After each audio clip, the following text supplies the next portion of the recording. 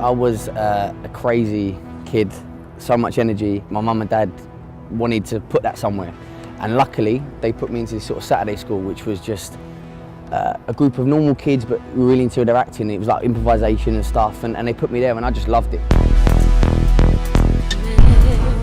And I can't really remember ever wanting to do anything else, and that was it, you know. I kept going, and I just always knew that I wanted to be an actor. I forget him, he's always moody like that. Right, let's do another interview. Yeah. So, the Bob Geldof thing, I don't like... What's in the bag, Davey? It's like, in case I need to block out light and...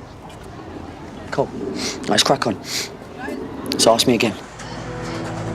The reason why, you know, I moved from TV and film was more of a, it wasn't necessarily a choice. It was, you know, I got lucky. I started auditioning for films and I got the role. So it wasn't a case of, right, I've had enough of TV now, I want to move into film.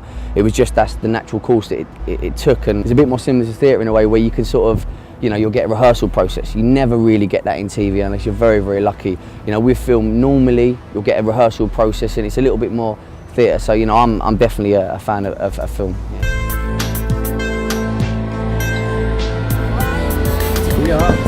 Yeah, so I was one of the producers on Demons Never Die, yeah, and it was unbelievably challenging. I really enjoyed being part of the creative process, and you never get as an actor. Normally as an actor you go in, you do your job, and that's it. So it's fantastic to sort of see it all the way through from beginning, involved in the casting stages and whatnot, all the way through to the end, so yeah. So I think we've always made fantastic films, and then with Fish Tank, that was again another fantastic experience. It was a small part, but Andrea Arnold, she'd already won the Oscar for a short film Wasp. You know, Red Road had already won a BAFTA. She's very different to how a lot of directors work. She likes to create an atmosphere on set from the off. So the night before you go into film, you'll get a phone call and it'll be, okay, so tomorrow you're not going to speak to so-and-so, you're just going to ignore them. You're going to speak to them, that's cool, but you're not going to speak to them. And if that person says something, she basically wants to create that atmosphere from as soon as you arrive on set, the mood is set for the scenes that you're doing for that day, and it just creates a very special feeling. That's why I think she gets some fantastic results with her films. You know.